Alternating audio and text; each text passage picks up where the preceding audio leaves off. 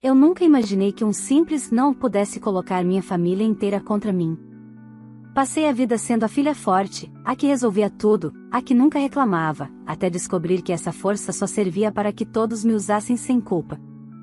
Mas tudo mudou no dia em que minha irmã decidiu que eu deveria pagar uma festa de casamento digna de novela, e meus pais acharam essa ideia perfeitamente normal. O que eles não esperavam é que, dessa vez, eu não abaixaria a cabeça. A partir desse momento, minha vida virou uma tempestade de acusações, manipulações, ameaças e revelações que eu jamais imaginei enfrentar. E, no fim, eu precisei escolher entre agradar minha família, ou me salvar de vez. Se eu fiz a escolha certa? Isso você só vai descobrir ouvindo essa história até o final. Olá, seja bem-vindo ao canal Histórias Surpreendentes, curta e se inscreva nesse canal, aproveite e ative as notificações. Comente aqui de qual cidade você está assistindo, vou adorar saber e deixar um coração no seu comentário. Eu costumava acreditar que certas feridas cicatrizavam sozinhas com o tempo, como se bastasse crescer, trabalhar e conquistar minha independência para que tudo aquilo que vivi dentro da casa dos meus pais perdesse a força. Mas descobri, do jeito mais amargo possível, que existem lembranças que não desbotam nunca, apenas ficam quietas, esperando a primeira oportunidade para voltar a sangrar. Meu nome é Larissa, tenho 32 anos, moro em Curitiba, e durante muito tempo fui a filha que aprendia a engolir calada tudo o que doía. A filha que não pedia nada, que resolvia tudo sozinha, que era elogiada apenas quando sua força facilitava a vida dos outros. Eu cresci num sobrado simples no bairro Boqueirão, onde meu pai, Elcio, passava as tardes consertando motos na garagem, e minha mãe, Vera, organizava pequenos bazares no quintal. De fora, éramos a típica família brasileira batalhadora. Por dentro, porém, havia uma hierarquia tácita, silenciosa, mas sempre presente. Minha irmã caçula, Manuela, era o centro de tudo. Bastava um suspiro dela para que meus pais corressem. E bastava eu respirar um pouco mais alto para parecer exagero. Não me lembro de um único momento em que minhas conquistas tenham sido celebradas como as dela. Quando tirei o primeiro lugar na feira de ciências, ouvi de minha mãe: "Muito bom, Lari, mas vê se ajuda a Manuela com o trabalho dela." Quando entrei na universidade pública, após meses estudando escondida na biblioteca do bairro, meu pai apenas comentou que eu deveria me preparar para trabalhar cedo, porque mulher sem dinheiro fica dependendo dos outros. O curioso é que Manuela nunca precisou provar nada para ninguém. Ela apenas existia, e isso era o suficiente para receber o mundo de bandeja. Eu tentei não sentir raiva.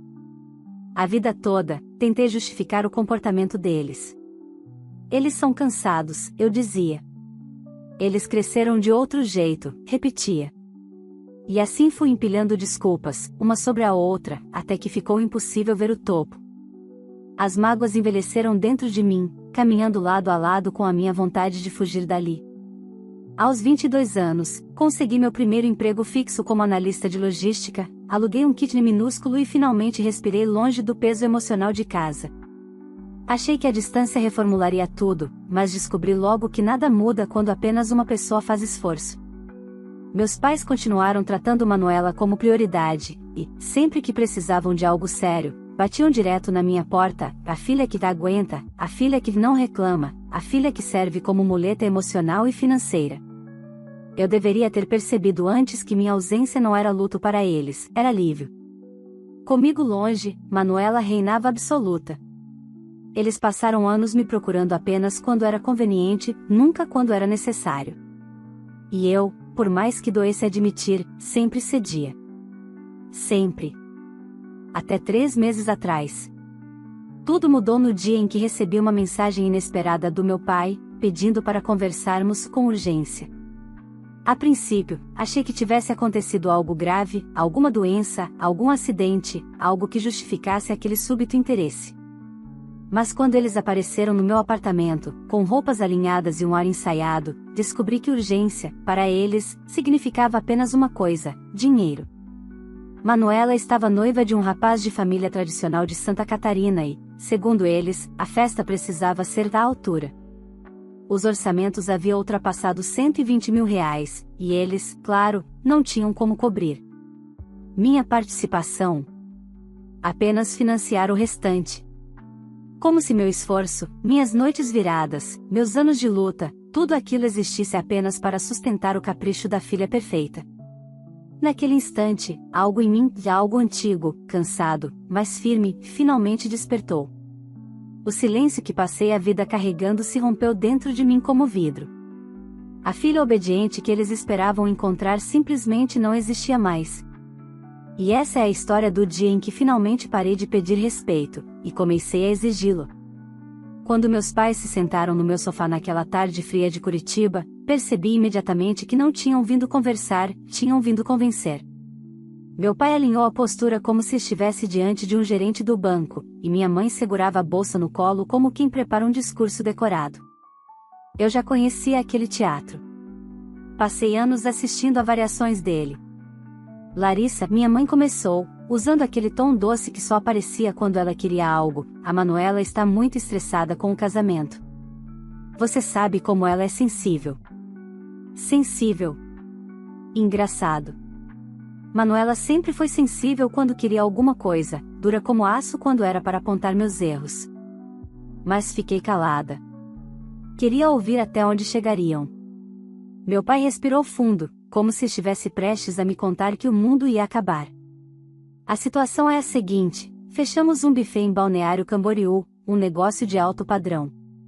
Só que os custos aumentaram e precisamos que você cubra o restante. Quanto é o restante? Perguntei, mais por curiosidade mórbida do que por real interesse. Uns 60 mil, ele respondeu, como se estivesse pedindo um copo d'água. Olhei para os dois, procurando algum traço de ironia. Não havia.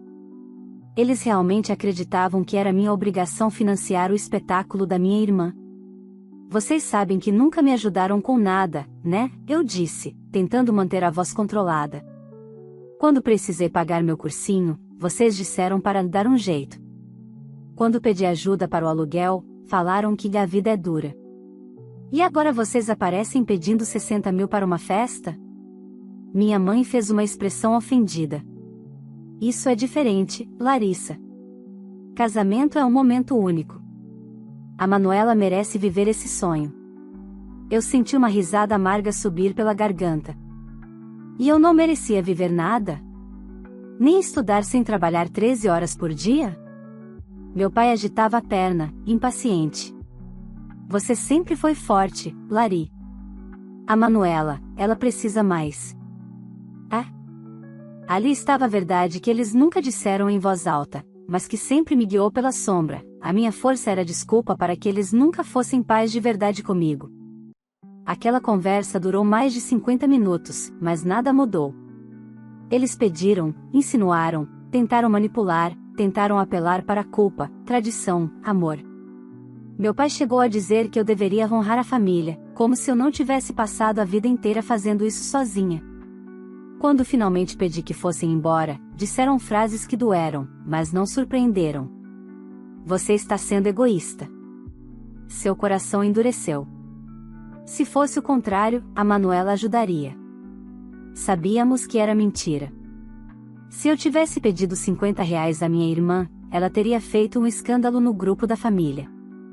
A porta mal tinha se fechado e meu celular começou a vibrar. Primeiro minha tia Silvana, depois meu primo Murilo, depois uma vizinha da minha mãe, todos repetindo a mesma cantilena: sua mãe está arrasada, sua irmã está à beira de um colapso, como você pôde negar algo tão importante? Eu respirei fundo, sentei no chão da sala e deixei o silêncio me abraçar. Pela primeira vez, eu não estava angustiada. Estava lúcida. O peso da culpa, que sempre me esmagou, simplesmente não veio. Era como se finalmente eu tivesse colocado os 2 pés no chão da minha própria vida. Nos dias seguintes, minha rotina seguiu normal no trabalho, mas por dentro eu carregava uma tensão elétrica. Sabia que eles não desistiriam com facilidade. Sabia que Manuela ainda não tinha entrado em cena, e quando ela entrava, meu mundo costumava virar de cabeça para baixo. E foi exatamente o que aconteceu. Naquela sexta-feira, às 7h40 da noite, quando eu acabava de fechar o notebook, recebi uma mensagem curta, objetiva, com o mesmo tom imperativo que ela usava desde criança: precisamos conversar hoje. Estou indo aí. Manuela sem pergunta. sem aviso. Sem consideração. Eu senti meu estômago revirar. A última vez que ela apareceu sem ser convidada, destruiu minha autoestima com meia dúzia de frases venenosas. E agora, pelo que eu pressentia, ela não viria sozinha. E eu estava certa. Quando a campainha tocou, meu coração acelerou, não de medo, mas de algo novo, quase libertador. Eu não ia mais me curvar. Eu levantei, respirei fundo e fui abrir a porta, pronta para enfrentar o tipo exato de tempestade que passei a vida tentando evitar. Eu só não imaginava que, dessa vez, seria a última. Quando abri a porta, a cena era exatamente como eu imaginava, talvez até pior. Manuela estava ali, impecável como sempre, usando um conjunto que claramente custava metade do meu salário, segurando uma bolsa de marca que ela jamais pagaria com o próprio dinheiro. Ao lado dela, com uma expressão entediada e postura de quem se sentia acima de tudo, estava o noivo, Eduardo, um rapaz de família rica de Itajaí que tinha o estranho talento de humilhar qualquer pessoa sem mover um músculo do rosto. "Boa noite, Larissa", ela disse, sem sorriso, sem afeto, sem nada. "Podemos entrar?" Eu abri espaço, não por educação, mas porque queria acabar com aquilo de uma vez. Fechei a porta, respirei fundo e me preparei. Eles se sentaram como se minha casa fosse uma extensão natural da vida confortável deles. Eduardo deslizou a mão pelo braço da poltrona, avaliando o ambiente como quem avalia um carro usado. "Vou ser direta", Manuela começou. "A situação do casamento está delicada. Mamãe está passando mal, papai está nervoso, e eu sinceramente não tenho mais como lidar com isso sozinha." Delicada. Engraçado como ela usava palavras floreadas para esconder irresponsabilidade. "E o que exatamente você quer de mim?" perguntei. Ela cruzou as pernas, como se estivesse numa reunião executiva. "Que você nos ajude a resolver o problema. Não é tão difícil assim, Lari. Você tem um bom emprego, mora sozinha, não tem filhos, não tem grandes gastos. 60 mil não vai te matar." Eduardo concordou com a cabeça, como se estivesse analisando uma proposta de investimento. "É o mínimo, considerando a importância do evento para nossa família." Eu ri. Não consegui impedir. Foi um riso curto, seco, quase incrédulo. "Vocês realmente acham que eu tenho obrigação de pagar essa festa?" perguntei. Manuela estreitou os olhos. "Não é obrigação. É companheirismo. Somos irmãs. Você deveria querer me ver feliz." Ah, essa frase. Quantas vezes ouvi versões dela ao longo da vida? Quantas vezes felicidade, para ela, significou meu sacrifício? "Manu", comecei com calma, "eu não vou pagar. Não vou financiar algo que vocês prometeram sem ter como sustentar. Esse problema não é meu." O silêncio que se instalou foi tão denso que eu quase senti o ar endurecer. Eduardo foi o primeiro a reagir.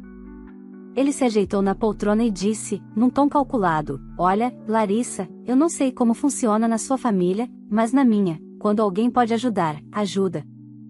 É assim que se constrói respeito." O veneno da frase era sutil, mas estava lá. Ele sabia. Ele queria ferir. "Na minha família", respondi, olhando diretamente para ele, "sempre funcionou assim, eu me esforço, todos se beneficiam. Eu quebrei esse ciclo. E não vou voltar atrás." Manuela bufou como uma criança contrariada. "Você mudou, Larissa. Está amarga, está egoísta. Não sei quem você se tornou." "Ah, isso eu já tinha ouvido antes. A diferença é que, dessa vez, não doeu. Eu me tornei alguém que finalmente aprendeu a dizer não", respondi. Ela bateu a mão na perna com irritação. "Você sabe o quanto essa festa significa para mim." "Sei. Mas o que ela signifique para você não deve custar a minha paz", respondi, firme. Por um segundo, vi algo nos olhos dela, não tristeza, mas raiva ferida, aquele tipo de raiva que surge quando alguém percebe que a pessoa que sempre dobrou a coluna finalmente decidiu ficar de pé. "Então é isso?" Manuela disse. "Você prefere ver papai e mamãe humilhados?" Prefere ver nossa família sendo motivo de piada porque não conseguimos pagar o casamento? Eduardo completou: é uma questão de imagem, Larissa. De status. E naquele instante, tudo fez sentido. Sempre tinha sido sobre isso. Não era amor. Não era união. Não era família. Era aparência. Era fachada. Era teatro. Levantei-me com calma. Vocês dois precisam ir embora. Manuela arregalou os olhos, surpresa. Eduardo levantou numa lentidão calculada, como se quisesse me intimidar. Você vai se arrepender, ele disse. E pela primeira vez na vida, eu senti a verdade dentro de mim como aço. Não, Eduardo. Eu só me arrependi até hoje de nunca ter dito isso antes. Eles saíram sem se despedir. Eu fechei a porta, encostei a testa na madeira e respirei fundo. Minha mão tremia, não de medo, mas de algo novo, intenso, quase elétrico. Era a liberdade. Durante o fim de semana, o silêncio foi meu companheiro. Mas na segunda-feira pela manhã, quando eu estava saindo para trabalhar, encontrei algo que provava que Manuela não sabia perder. Preso na maçaneta da minha porta, um envelope com a letra dela, acompanhado por uma frase escrita em vermelho: já que você não entende conversa, vai entender consequência. Eu não sabia ainda, mas aquilo seria apenas o começo. E, no fundo, eu sentia, dessa vez, eu não ia recuar. Fiquei alguns segundos parada diante do envelope, sentindo o ar gelado da manhã tocar meu rosto enquanto tentava decifrar se aquilo era apenas um blefe emocional ou se Manuela realmente pretendia ultrapassar limites que até ela nunca ousara cruzar. O vermelho da frase parecia quase zombeteiro, como se dissesse que eu era ingênua por acreditar que minha irmã desistiria tão facilmente. Respirei fundo, peguei o envelope e entrei de volta em casa, trancando a porta atrás de mim. Abri o papel devagar, com medo do que encontraria ali dentro. Não era uma carta. Não eram ameaças explícitas. Era pior, impressões de tela de conversas, todas recortadas para parecerem incriminadoras. Havia mensagens minhas tiradas totalmente do contexto, como: eu não devo nada para essa família. Se vire com o que vocês prometeram. Não conte comigo. Palavras reais, mas montadas de forma a parecer que eu era cruel, egoísta, ingrata. No final do envelope, um bilhete curto: se você não quer me ajudar por bem, vai ajudar por vergonha. Manuela, senti minhas mãos formigarem. Não de medo, mas de indignação. Minha irmã, a mesma que cresceu recebendo aplausos por cada mínimo gesto, estava disposta a destruir minha reputação para conseguir o que queria. Era como se toda a infância voltasse no estalo, ela mentindo para escapar de problemas, meus pais acreditando nela sem hesitar, e eu ficando para trás, exausta e sempre culpada. Meu primeiro impulso foi jogar tudo no lixo. O segundo foi chorar. Mas nenhum dos dois venceu. No silêncio do meu apartamento, senti algo pesado e definitivo se encaixar dentro de mim. Ela tinha declarado guerra. E eu não iria correr como fiz a vida inteira. Levei tudo para o trabalho, mas não consegui me concentrar. A cada e-mail que eu tentava responder, a imagem do envelope na minha mesa voltava à minha cabeça. À tarde, decidi ligar para minha mãe e perguntar diretamente. Ela atendeu na terceira chamada, com aquele tom tenso que já denunciava o drama armado. O que foi agora, Larissa? Você viu o que a Manuela deixou na minha porta? Perguntei. Houve um silêncio curto, mas revelador. Ela me mostrou, minha mãe disse, enfim. E sinceramente, Lari, fiquei chocada com a sua frieza. Como você pôde falar assim da própria família? O ar saiu do meu peito como um soco. Elas tinham se unido. Era previsível, eu sei, mas doloroso mesmo assim. Mãe, aquilo é manipulação. A Manuela recortou mensagens. Ela tirou frases do contexto para parecer que a Manuela não precisa mentir, ela interrompeu, irritada. Ela está exausta com esse casamento, você está ferrando com tudo e ainda quer se fazer de vítima? Ali estava. A velha dinâmica. A velha história. E dessa vez, não doeu como antes. Apenas confirmou tudo o que eu já sabia. Então é isso? Perguntei. Vocês realmente acham que eu mereço ser exposta porque não quis pagar 60 mil reais para um capricho? Minha mãe deu uma risadinha sarcástica, tão familiar quanto amarga. Não é capricho. É um momento importante. Mas você nunca entende nada. Sempre foi difícil lidar com você. Essas palavras, que antes me destruíam, agora apenas batiam e caíam no chão. Se é assim que você pensa, mãe, então não temos mais o que conversar. Ela bufou. Você está sendo dramática. Não. Estou sendo clara. E pela primeira vez na vida. Desliguei. Não pelo impacto cinematográfico, mas por instinto de sobrevivência. Eu sabia que, se continuasse ouvindo, poderia perder a força que tinha conquistado a duras penas. Mas o pior ainda estava por vir. No dia seguinte, ao chegar ao trabalho, estranhei os olhares atravessados. Pessoas cochichando.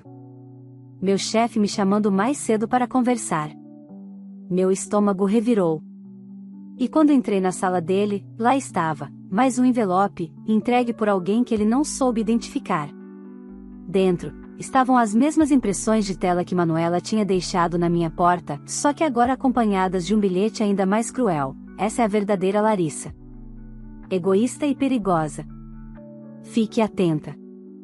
Meu chefe, constrangido, tentou ser diplomático.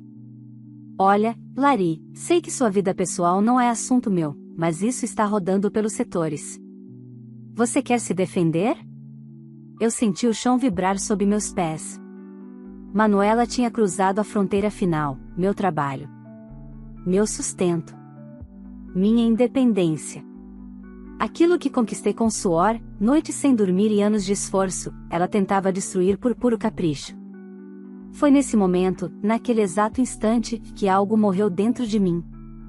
A última chama que tentava proteger minha imagem da minha família, o último fio de esperança de que algum dia seríamos normais, se apagou. Saí da sala em silêncio, sentei no banheiro do corredor e encarei meu reflexo no espelho. Não chorei. Não tremi. Apenas entendi. Eles não eram minha família. E nunca tinham sido.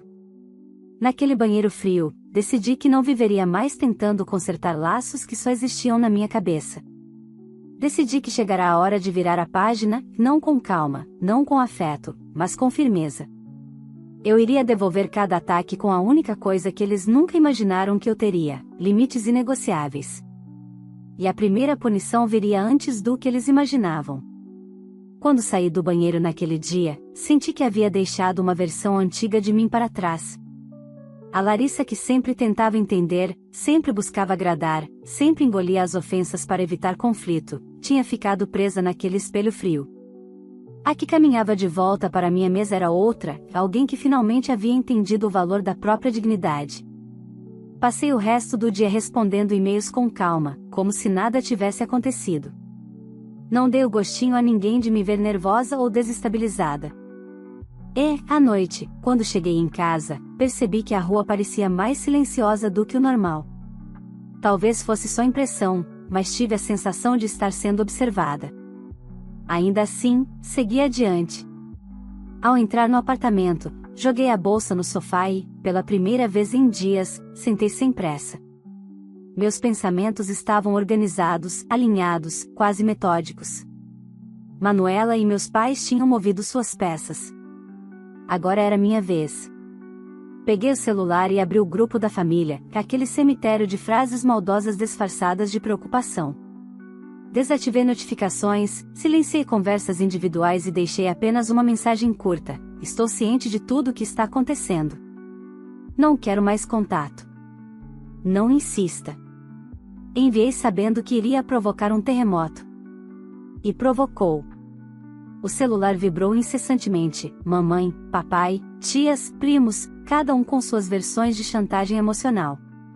Eu não li nenhuma. Apenas deixei ali, vibrando, até a bateria acabar. Senti uma paz estranha ao ver a tela apagar. Parecia o primeiro dia da minha vida adulta.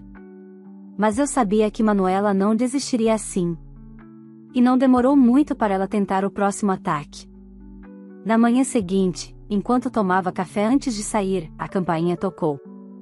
Pensei em ignorar, mas algo me disse que era melhor enfrentar logo. Abri a porta, e lá estava ela. Sem maquiagem, com olheiras profundas, mas ainda sustentando aquele ar de superioridade que sempre usava como escudo. Precisamos conversar, ela disse, tentando entrar sem ser convidada. Desta vez, coloquei a mão na porta, impedindo a passagem. Não, Manuela. Você precisa falar. Eu posso ouvir daqui mesmo. Ela respirou fundo, irritada por não conseguir controlar a situação. Aquilo no trabalho, eu só queria te dar um susto. Não esperava que fosse tomar essa proporção. Soltei uma risada seca. Claro que não esperava. Você nunca pensa nas consequências, só nas vontades. Ela cerrou os dentes. Você está me pintando como uma vilã, Lari, mas você sabe que sempre houve muita cobrança sobre mim. Mamãe e papai sempre esperaram que eu fosse perfeita, sempre exigiram aparência, padrão, comportamento. Você acha que é fácil? Aquele discurso me surpreendeu por um segundo, mas só por um. Porque percebi que até quando admitia a responsabilidade, ela conseguia se fazer de vítima. Manuela, você está tentando justificar algo que fez por maldade, respondi. Não foi pressão. Não foi cobrança. Foi escolha. Você sabia o que estava fazendo. Ela desviou o olhar, segurando a bolsa com força. Eu só queria que você ajudasse. Você sempre teve tudo mais organizado, sempre se virou sozinha, nunca precisou de ninguém. Eu a interrompi. E esse é justamente o problema. Vocês confundiram minha força com obrigação. Minha independência virou desculpa para vocês me explorarem emocionalmente. Manuela deu um passo para trás, como se minhas palavras tivessem acertado algo que ela tentava esconder até de si mesma. E agora? Vai ficar sem família? Ela perguntou, com um sarcasmo fraco, mais aflito do que ofensivo. Eu nunca tive família, respondi, firme. Tive responsabilidades. Tive cobranças. Tive funções. Mas família não é isso. Família é apoio. É respeito. É reciprocidade. Nada disso existiu. Ela engoliu seco. Ficou alguns segundos parada, como se quisesse criar coragem para dizer algo importante. Mas, no fim, desistiu. Então, é isso? Perguntou, a voz tremendo. É isso. Ela abriu a boca, como se fosse protestar, mas apenas virou as costas. Vi seus ombros desabarem enquanto descia as escadas. Pela primeira vez, ela parecia pequena. Não fraca, apenas humana. Talvez fosse a primeira vez na vida que era obrigada a lidar com as próprias escolhas, sem alguém para protegê-la dos resultados. Fechei a porta com calma. E, pela primeira vez em anos, senti que tinha o controle da minha própria narrativa. Mas o destino adora provocar ironias. 3 dias depois, enquanto saía do trabalho, encontrei meu pai apoiado no capô do meu carro. A postura rígida, o rosto vermelho, as mãos trêmulas. Não de frio, de irritação. Ele me viu e veio na minha direção como um furacão silencioso. Você destruiu sua irmã, ele disse, sem cumprimentar. Ela não está comendo. Não está dormindo. Está arrasada. Tudo por sua causa. Eu o encarei, sentindo um déjà vu amargo das tantas vezes em que fui responsabilizada por problemas que não eram meus. Ela está lidando com as consequências das próprias escolhas, respondi. Ele veio mais perto, o rosto a poucos centímetros do meu. Se Manuela cancelar esse casamento por sua causa, você vai se arrepender. Eu juro. Eu dei um passo para trás, não por medo, mas por repulsa. Eu não vou me arrepender de defender minha paz, respondi. E, se vocês aparecerem mais uma vez no meu trabalho, eu tomo medidas legais. Meu pai arregalou os olhos, como se eu tivesse cometido uma blasfêmia. Ele nunca esperou ouvir a palavra legal da minha boca. Nunca esperou que eu tivesse coragem de colocar limites reais. Ele xingou baixinho, Virou-se e desapareceu no estacionamento, deixando atrás de si uma ameaça que já não me causava nenhum impacto. Naquela noite, enquanto caminhava até meu prédio, percebi uma coisa simples, mas transformadora: a ligação emocional que me prendia àquela família havia, finalmente, se rompido. Sem culpa. Sem dor profunda. Sem hesitação. Eu estava pronta para a última etapa, aquela que encerraria, de vez, um ciclo que levou décadas para ser desconstruído. A última conversa com meu pai me deixou com uma sensação estranha, não de medo, nem de tensão, mas de confirmação. Era como se, finalmente, eu estivesse enxergando com nitidez aquilo que sempre esteve diante de mim: meu pai e minha mãe nunca foram figuras de afeto. Nunca foram porto seguro. Nunca foram abrigo. Eles eram ciclos de exigência, manipulação e cobranças disfarçadas de expectativa familiar. Naquela noite, preparei uma pasta no meu computador com prints dos prints, fotos do envelope deixado por Manuela, prints das mensagens de familiares me atacando, do bilhete vermelho, do envelope no trabalho. Organizei tudo como se estivesse montando um dossiê. Talvez fosse mesmo. Não por vingança, mas por proteção. Eu não confiava mais na imprevisibilidade deles, e isso, por si só, dizia tudo. Durante semanas, mantive minha rotina intacta. Trabalhei, cuidei da minha casa, saí com amigas, voltei a correr no Parque Barigui, cozinhei pratos que minha avó me ensinou antes de partir. A vida acontecendo em silêncio. Enquanto isso, minha família afundava no próprio caos, e eu observava tudo à distância, pela primeira vez sem ser tragada junto. Mas, como sempre, o caos deles acabou chegando até mim. O primeiro sinal foram as fotos que comecei a receber no WhatsApp, enviadas por conhecidos que nem eram próximos. Eram imagens do casamento. Ou melhor, do que restou dele. A festa, antes planejada como um espetáculo de opulência, havia sido reduzida a algo pequeno, improvisado, quase triste. Nada de buffet luxuoso, nada de decoração exagerada, nada de glamour. Apenas um salão simples num bairro afastado, meia dúzia de mesas improvisadas, uma decoração feita às pressas e convidados visivelmente constrangidos. Manuela estava ali, mas o olhar era vazio. Não havia brilho. Não havia triunfo. Não havia nada. Eduardo, o noivo, parecia desconectado, como se estivesse apenas cumprindo um contrato assinado com antecedência. A verdade é que homens como ele nunca lidam bem com imprevistos, principalmente quando o imprevisto envolve perder ostentação. Uma amiga em comum, que estava presente só por consideração, me enviou um áudio curto: Lari, eu sei que você não quer saber disso, mas, olha, o clima aqui é horrível. Seu nome está sendo citado o tempo todo. Seus pais estão furiosos, e, sinceramente, a Manuela parece que vai desmaiar. A festa virou piada. Mas eu queria te dizer que você fez o certo. Se você tivesse pago tudo, eles nunca iam parar de te usar. Agradeci a mensagem e não perguntei mais nada. Eu não precisava saber detalhes. A verdade é que, por muitos anos, eu teria sentido culpa. Mas naquele momento, o que senti foi apenas distância. Uma distância que não machuca, uma distância saudável, necessária. 2 dias depois, recebi a visita inesperada da pessoa que eu menos imaginava, Eduardo. O sol estava se pondo quando ouvi batidas insistentes na porta.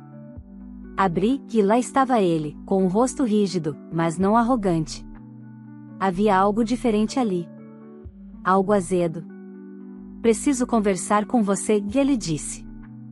Pensei em fechar a porta, mas a curiosidade venceu. Ele respirou fundo, como se estivesse prestes a admitir um fracasso. Eu sei que você não me deve nada. Sei que você não gosta de mim, e, talvez com razão. Mas eu queria explicar o que aconteceu. Cruzei os braços. Não por hostilidade, mas por proteção. Você tem 5 minutos. Ele engoliu seco. A Manuela, ela disse que você era instável. Que tinha inveja dela. Que queria destruir o casamento. Ah? A velha narrativa. Sempre conveniente. E você acreditou? Respondi. Acreditei, e ele admitiu, sem rodeios. Até descobrir que ela tinha mentido para mim também. Sobre dinheiro, sobre dívidas, sobre a própria família. Meu silêncio obrigou a continuar. Ela me disse que vocês brigaram porque você queria aparecer mais que ela. Que você tentou atrapalhar a festa por despeito. Mas, ele tirou o celular do bolso, e eu vi o que ela fez. O envelope no seu trabalho. As mensagens copiadas, e o bilhete ameaçando você. Então Manuela tinha cometido o maior erro de todos, confiar na própria mentira mais do que na inteligência de quem estava ao lado dela. Ela fez isso porque sabia que eu não cederia, respondi. Eduardo concordou, abatido. Eu cancelei a lua de mel. Disse que precisamos conversar sobre nossa relação. Ela surtou. Disse que, se você não tivesse se metido, nada disso teria acontecido. Isso eu acredito, respondi, sem raiva. Ele me observou por um instante, como se estivesse vendo algo que nunca tinha percebido. O que eu vim dizer é, você estava certa. Ela não tem limites. E sua família também não. Eu suspirei. E isso não é mais problema meu. Ele baixou o olhar, concordando. Eu só queria pedir desculpas. Por tudo. Inclusive por ter tentado te intimidar. Fechei a porta depois que ele saiu e senti uma paz profunda. Não pela desculpa, que não mudava nada, mas porque, pela primeira vez, alguém da órbita da minha família tinha enxergado a verdade sem que eu precisasse provar. E isso, de certa forma, encerrava algo dentro de mim. A última peça do quebra-cabeça caiu 2 dias depois, quando recebi uma mensagem formal, seca e protocolar no meu celular. Larissa, entendemos que você fez sua escolha. Respeitaremos. Não entraremos mais em contato. Vera e Elcio, nenhum pedido de desculpas. Nenhum reconhecimento. Nenhuma reflexão. Só orgulho ferido se disfarçando de dignidade. E foi ali, naquele exato instante, que percebi, eles nunca foram minha perda. Eu é que fui a deles. Hoje, meses depois, vivo uma vida silenciosa, leve e completamente minha. Não tenho mais medo de comemorações de família, de ligações inesperadas, de chantagens emocionais, de manipulações mascaradas de amor. Minha casa é um espaço seguro. Meu corpo respira sem tensão. Minha mente não espera o próximo ataque. Descobri que paz não é ausência de problemas. Paz é ausência de pessoas que se alimentam deles. E, finalmente, entendi a mais dura, e mais libertadora, verdade. Às vezes, escolher a si mesma significa encerrar capítulos sem retorno. E tudo bem.